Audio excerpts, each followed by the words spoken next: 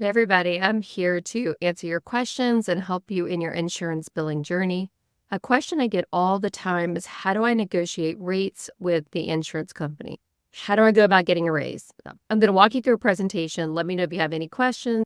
I always answer every single question down in the comments. So please leave questions if you want to know more. So let's talk about how to negotiate a raise with the insurance companies. You can find me on Instagram at the traveling therapist _Kim or on Facebook. If you search Bill Like a Boss, I'll come right up. Hit the subscribe button so you can watch more videos like this. And if you need help with your insurance billing, please reach out. I have an amazing program that can help walk you through the entire process. Let's talk about how to negotiate a raise with the insurance companies. Negotiating the contracted rate with an insurance company. There's two ways you can do this. You can do it before signing the contract or after you sign the contract.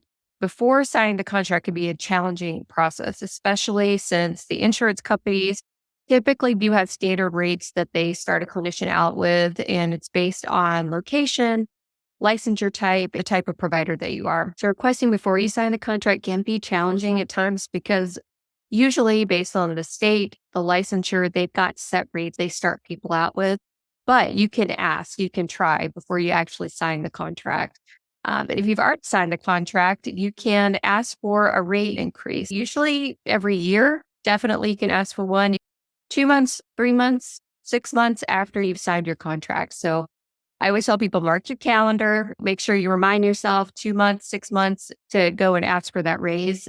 You can ask the insurance companies in the contracting process, how quickly can I request a rate increase? So you can ask that question, mark your calendar, and make sure that you follow up every single year on that same date to make sure you're getting all the money that you can get for each of these sessions that you're doing with the insurance company. And with all that being said, there are some strategies that you can employ to attempt negotiation at better rates with the insurance company. So first, we want to start with just understanding your position as a clinician. You need to assess your value. You can understand the unique value that you bring to the network. So this could include specializations that you have, any certifications, anything outside of the regular licensure that everybody else in your area would have. So anything that helps you stand out and appear different. Your location, so let's say you're in a rural area and maybe there's no clinicians in that area that offers in-person sessions. You would want to mention that. Or you're the only one that does brain spotting within 200 miles. You'd want to mention something like that in your letter to them and really try to figure out what gap you fill in that network. If you look online and you see that there's no eating disorder specialist anywhere in the state, you can definitely say that, and that helps your case when you're asking for a rate increase.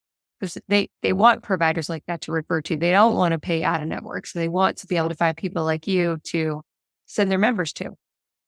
And then market research. You want to go in Psychology Today, look for other providers in your area that might be doing something similar.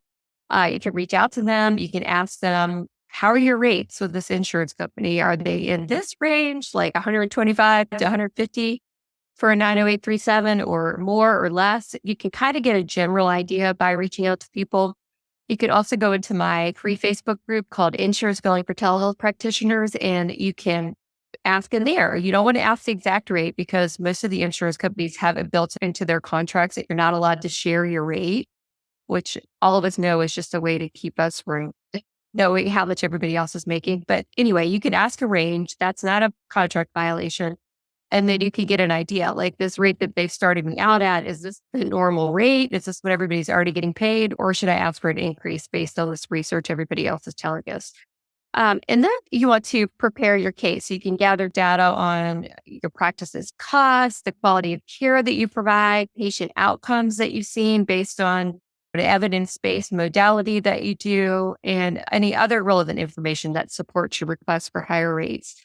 Even something like fairhealthconsumer.org. That's a website you can go to, and you can research CPT codes in certain locations to see what the average payout is for those CPT codes. And you can use that information to say, this is the average in this area. You're offering me this. Everybody else is making this. So I would like to be at least meeting the average rate that's offered in this area. So if you could cite sources like that, that's super helpful as well. And you can look for the accumulated insurance rates in your area and what they're paying out for a specific CPT code. So I'm going to walk you through that process, and then you can incorporate this into the letter that you're going to send the insurance company requesting an increase on your insurance contract so you can make more money. Don't we all want that? So you come here and you navigate to medical and hospital costs right here. You click this, you put your zip code. So I'm going to put this zip code, you click it, you say next, and then you can look for different services depending on what you do. But for us, most therapists, we're looking for behavioral health, including alcohol or drugs. You click this. And then depending on what you're doing, most of us are looking for psychotherapy, CPT codes. So we're going to click this, and then we're going to go to individual. If that's the CPT codes that you're requesting an increase on, you could do it for group therapy, you could do it for family therapy, but let's look at individual right here. It's going to give you a little disclaimer just saying, I agree to their health terms of use. You say, I agree, and come in here and you can look up all these different CPT codes. So as you can see, we've got 90837, which is a 53-minute plus session that we do. 90834 is, around about a 45-minute session, and so on. 90832, some of these are what they call E&M codes. So these are for physician's assistants and psychiatrists. So for most of us that are therapists, we're probably most interested in this CPT code. So you select this, and then you come down here and you say, get your cost. You select this little button here, and it's going to pull up basically 90837, a psychotherapy, 1 hour, with really only 53 plus minutes, by the way. And you're going to see over here, this out-of-network uninsured price right here, and explains what out-of-network means, and then in-network and what that means. So this is saying for this zip code, 34607, the average in-network price for a 90837 for an in-network provider is $143. So when you're submitting your request for an insurance rate increase with the insurance companies, you can research these CPT codes. You can even quote the site, fairhealthconsumer.org, and you can let them know that the average in-network person is getting $143. Let's say you're only making $125 for a 90837 with that insurance company. You can use this as evidence to say, this is the average rate. I'd like to request at least this rate for my zip code, my area. And I'm also going to put a couple more tips and pointers after this video so you can follow up with a really thorough letter and a template. I'm also going to give you a template and a really thorough, in-depth explanation for how to ask the insurance companies for rate increases. And then initiating your negotiations. So you would contact the insurance company. This can be before you sign the contract or after. You can reach out to provider relations. If you have a provider relations contact person, not all the insurance companies offer that, but a lot do. Or the network management department. And then you would just express your interest in negotiating the rates and ask what that process is and how does it happen. And oftentimes they'll give you a process or procedure how to do that. Often they want you to initiate it in writing and not just call somebody and say, I'd like to do this. So once you do that, once you initiate, I always recommend calling back later and asking, did you get my letter? What's the status? That sort of thing. I remember when I requested a rate increase from Cigna, nobody got back to me. And it was 30 days later, I marked my calendar, as I said, and called, and they were like, oh, yes, we did get that. We received it. We're going to go ahead and approve it now. So I don't know if it had taken 30 days or if it's just me calling that prompted them to go ahead and push that through. So it never hurts to call. Nobody's going to get upset or say you can't be a provider anymore. They just say yes or no. It's totally fine to do that. If you'd like a copy of the rate request template letter that I offer to my Bill Like a Boss members, let me know. You can email me at info@kimtolson.com. That's KYMTOLSON.com. And I'll give you a copy of this template that we use. It's got a really high success rate.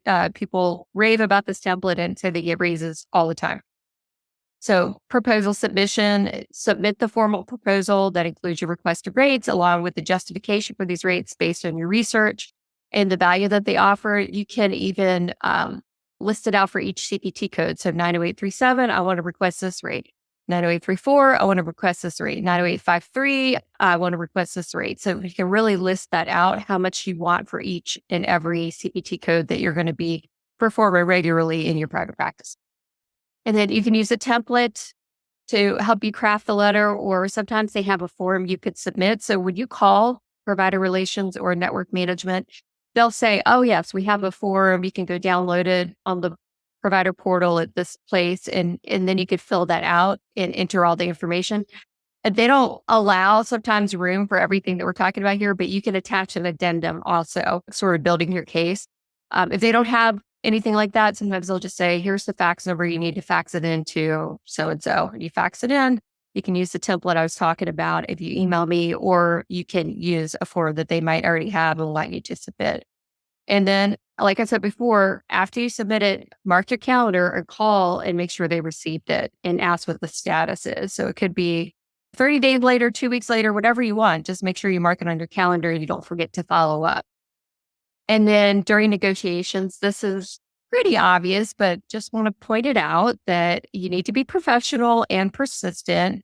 So you don't want to call up and say, look, I've called 3 times. Nobody's giving me an answer. You don't want to get upset about it. Just negotiations take time, and you might need to just keep following up regularly. That's why I just say, mark your calendar, have the phone number, have all the information so you don't have to go look it up every time, and just pick up the phone and call. Keep the communications professional and focused on the value you bring to their members.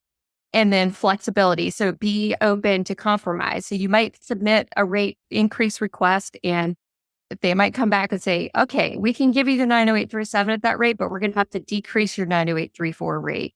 Or we're going to have to pay less for your intake, but we'll give you more for 90837. So sometimes they'll do that. I've seen that a lot of times. They'll come back sort of with a compromise.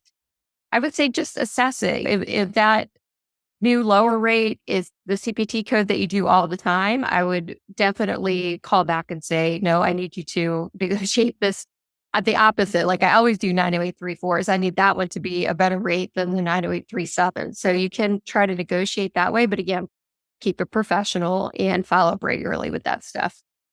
So I hope you found that helpful. And again, I'm Kim Tolson. I offer an insurance billing community for therapists that want to learn how to bill insurance in their private practices without billers or anything else like that to assist you.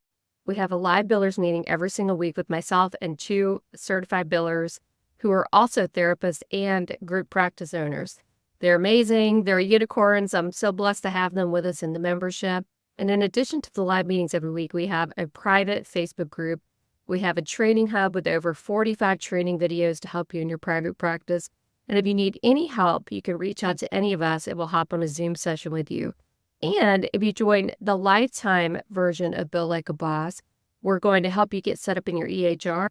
We're going to meet with you. We're going to get the perfect system set up with our templates to help you make sure that you're maximizing everything you can be doing with your billing in your EHR. And also systemizing for maximum profit. We'll try to help you figure out any claim issues that have come up and just how to even get started with filing claims. We're here to help. Feel free to message me. Feel free to subscribe so you can get more content like this, and let me know if there's anything else I can do for you.